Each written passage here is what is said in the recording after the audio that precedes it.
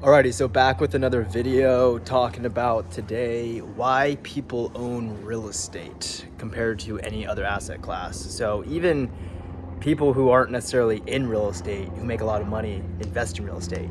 The reason being is it offers what's called depreciation. So there's a tax code that says if you buy a rental property for, let's say, 100,000, just to keep it round numbers, right? So this number, 100,000, it works if the property is a million, if it's 10 million, 50 million, just the numbers get a lot bigger when you're dealing with those numbers. But just to keep it simple, stupid math here for 100,000. So it's with depreciation, even though the asset is appreciating in value, meaning if you buy a property for 100,000 and it appreciates in value to 200,000, that's $100,000 of equity. But the tax code says, well, that asset, that structure, right, the roof, the siding, the house itself, is depreciating in value, wear and tear. Don't ask me why they do this. This is the tax code. So when you hear that people pay zero in taxes, this is how it works. So if you buy a property for $100,000, you can depreciate the asset over 27 and a half years. So you take 100,000 and you divide it by 27 and a half years. So that number, I think it comes out to about $3,600.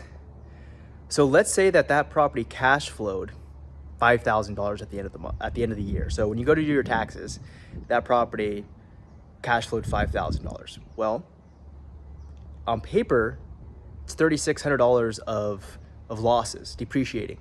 So you take that 5,000 and you minus 3,600, and what is that, $1,400? So instead of making $5,000, you made $1,400 on paper. And I'm no accountant, but this is how it works. At the end of the year, when I talk to him, this is what he does. This is what real estate accountants do. So as you can see, if you buy $1 million property, you could depreciate that asset over 27 and a half years. That number's a lot bigger. So if your cash flow is bigger, that number's also a lot bigger. So now you're making $1,400 because that 5,000 minus that 3,600. So that's $1,400. Well, now if you had any other expenses, let's say piping or something happens with the house, another $500 during that month. Well, now it's $900 you made. So you can report legally, it's a loss. So a lot of wealthy people, you always hear, oh, I didn't pay anything in taxes. This is why. If they make a lot of money somewhere else and you declare a loss on your real estate, you can float that over to other income, which is unheard of. So if on paper, if you have a big expense, $10,000 expense somewhere, you can float that income. So now you're in the red for that year.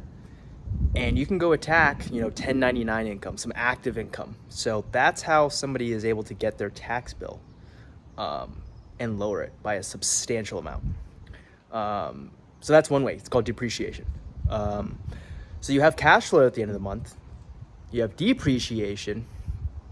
You have principal pay down, which is another profit driver. So let's say that you buy a property for $100,000 and your mortgage is $800 a month, and that property cash flows $300 a month.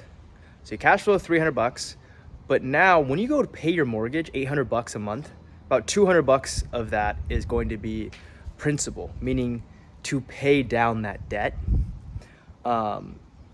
It's basically a future piggy bank if you look at it that way. So that's $200 a month. That's going towards paying down that debt. Now the tenant is the one paying down that debt. You're not paying down that debt.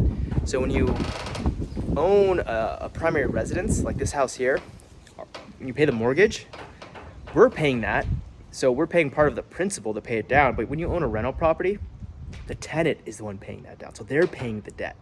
So you get all the appreciation of the house. So if that house appreciates from 100,000 to 200,000, you get all that appreciation.